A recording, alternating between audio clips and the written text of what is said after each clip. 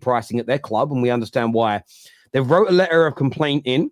The club have basically come back and said, we're putting the prices up, deal with it. Chelsea fans are saying there's going to be a lot of toxicity because of it. You've got all the FFP, the potential charges for cheating, which they've reported themselves for. There's a court case in the next month where more things may be revealed. And this is what Simon Jordan has said back to Chelsea fans. And I want to get your boys' opinion on this as we unpack the Chelsea scenario. Take a listen to this. And it is a long-term project, but we will figure it out.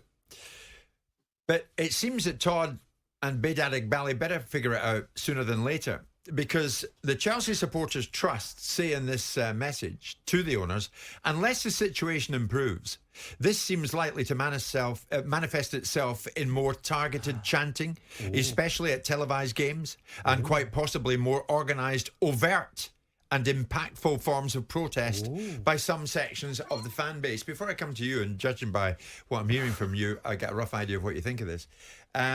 We asked the vice chair of the Chelsea Supporters Trust, a man by the name of Dom Rosso, I think his name is, to come and join us. He was going to, but then couldn't. And then we were put on to somebody else and somebody else and somebody else from the Chelsea Supporters Trust, none of whom are able to come and join us on air. What that tells us, it's all mouth and trousers. You can make up your own minds about it. So what do you make of this? Because certainly the wording is strong. Should the ownership be bothered? Not really. What should it be? What should be behind it? A sort of dun dun dun dun. Well, they got together with the Man United Supporters Trust and got get everyone in the Last Chance Saloon, which means precisely nothing. I mean, look, we've seen this. You're seeing it in the papers today. Man City fans are unhappy because the club have put a season ticket rise on their fans. So all of this regeneration, this wonderful stuff that these owners have done for these football clubs, as long as it doesn't cost us any money, we'll be all right with it. Look, 2 years ago, City are winning. And that's fine. And Chelsea are going for a period where they're not. If they want back, apparently in this ridiculous letter that they wrote, which will mean nothing, it would be filed under miscellaneous after wiped on a certain part of my anatomy if I was the chairman of Chelsea, it suggests that they would prefer to go back to the 1980s. Oh, you would you? You'd rather go back to playing in the second division as it was. You'd rather go back to the tatty state of Stamford Bridge. You've got a period in time, 2 years after your Daddy Warbucks owner has been sanctioned for being a cohort of Vladimir Putin. You now have an American ownership model which is not working very well at the moment. Has made some serious mistakes and missteps and some judgments, cost themselves an inordinate amount of money to do so. So their crime is they've spent £1 billion to make some mistakes. They've got to a cup final this season. They can still finish in the higher echelons of the Premier League, and they can possibly get to an FA Cup final, albeit that pathway is going to be difficult because of the opposition they're playing against. And you now think that you can write a letter to tell everybody how toxic it is because the club that you thought was going to go out of existence 2 years ago is now something that you're not quite happy with. I mean, I get the point where you've got fans and you've got supporters. And I get the point, you've got to give people something to support.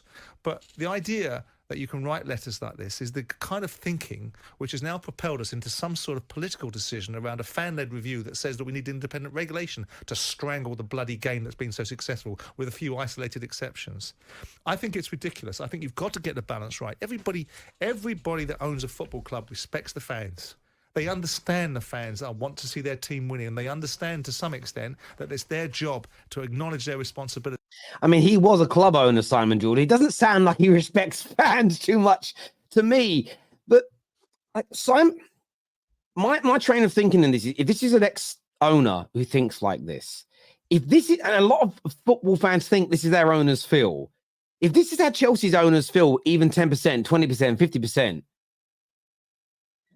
it just doesn't feel like their club's in a very good position right now. Because, I mean, the reason why Chelsea have responded to this politely, but almost in the same way that Simon has, but just in a polite way of saying, we're upping the price because we've got to bring more money into the football club.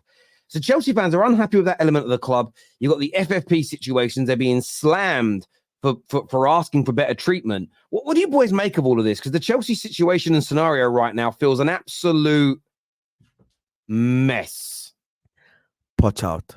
Get Poch out my club. Poch out is the reason why Chelsea are in this position. Poch is the reason why the ticket prices are going to go up. Poch is the reason why we have amortized 20 deals. Poch is the reason why we have to sell players for FFP. Poch is the reason why we have to do all these things. Poch out, Poch out, Poch out. Get Poch out of my club. He's the worst manager I've ever seen. Manage Chelsea Football Club. Todd Bowley is, back again now, back to reality. I just had to get that out of my system because there's certain people who think Chelsea, are going to get fixed as soon as Poch leaves. Todd Bowley, Igbali, Winstanley, and Stewart. Why do I know their names as a Liverpool fan? Why do I know their names? Ask yourself right now in the chat. Why do I know their names? I support Liverpool Football Club. I don't know who the fuck the sporting director of United is. I don't know who's underneath whoever. I don't know. But I've named all 4 guys. You know why? Because they're the biggest culprits to where Chelsea Football Club are. Todd Bowley, Igbali, Stewart, Winstanley. All 4 of these guys are 150% more responsible than anyone on the pitch or off the pitch than these guys. These guys are the main culprits. And where Chelsea Football Club are right now is going to go down the drain slowly. Stop comparing yourself to other football clubs. No other football club has ever done this before. No other football club has ever done this before. Stop saying, but Man United this, but Arsenal this, but Liverpool this. You're the only football club in the history of football to just disband all you've done and just go sign 20 kids. And this is the position you're in right now. Remember last year when me and Terry had those conversations, and what was your response in the chat? The chat was filled with Chelsea fans telling us, go do your research on amortization. You know nothing about finances. Go get a sport finance guy in here. Amortization. Well, amortize this where the sun don't shine, you frauds. Because where are you now? All the people who are Poch out owe me an apology. All the people who didn't recognize the Todd Bowley. And I actually have to give someone credit. We don't usually give him credit, you get me? Credit to Igal.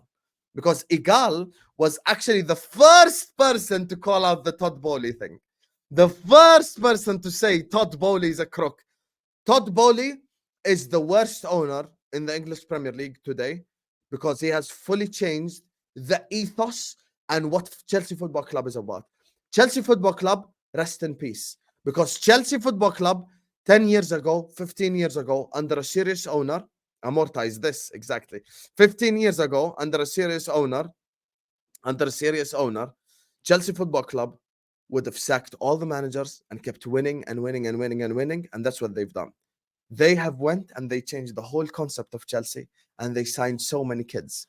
Let's look at the Caicedo deal. Staffy gave a perfect example on my channel. He made this argument.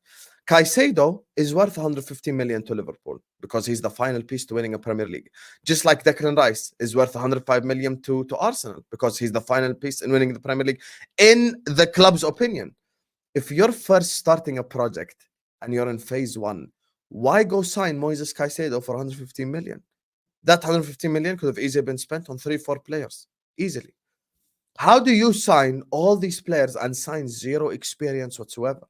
There is no experience in that Chelsea team whatsoever. It's getting to the stage where Chelsea fans are so mentally abused by having Roman Abramovich for 20 years that they just love to just criticize every manager. They beat Leicester 4-2. Disasi scored an own goal that a striker would be proud of. And somehow it's still that Poch's fault is this, Poch's fault is... I promise you, if Leicester won the game, they would have blamed Pochettino. Mauricio Pochettino is doing an incredible job. Incredible. And if Pep Guardiola was in charge of these shit Chelsea players, they wouldn't even be 5th. They wouldn't even be 6th. That's how crap they are. And I told Terry from the start, stop listening to Chelsea fans. They are the same people that told you Thomas Tuchel is going to overtake Klopp's legacy. Thomas Tuchel now got sacked by Bayern Munich, the easiest job in the world. Got sacked. And 2 years later, they've overrated the crap out of these players. I've heard Enzo Fernandez is better than Declan Rice. I've heard Moises Caicedo is the better Brighton midfielder. I've heard so much. I've heard Disasi, he's going to be the next big thing, the next great defender. I've heard Badiashile, praise and prop. Ben Chilwell, Cucurella, all this. They praise all these players. These players are crap. Chelsea have a shit squad and have a shit starting 11. And you know what? I'll just put the cherry on top of the cake. One of the biggest frauds that we all know, Hamza. makes a great, very valid point. He says, a City Academy player, after spending 1.5 billion, a City Academy player who doesn't start for them is your best player. Let that sink in. Think of the statement I just said. Cole Palmer went from Manchester City's bench and academy to being Chelsea's best player after spending 1.5 billion. Let that sink in, and you'll understand why your ownership group is who you should want out, not your manager. Boom! I know that's going to get clipped up. Yeah, I will. Look, I think you make a load of great points about the ownership. I still think you can criticize the manager. I don't think he becomes blameless, because me and Staffy would look at this and say, as much as the Glazers are our biggest issue, we still can look at Ten Hag's mistakes. So I still think that matters. But this is deep, and I understand that they have lowered their wage bill. So this year their wage bill should drop. That should help them to a point, but their income has decreased hugely with no Champions League or no European football whatsoever.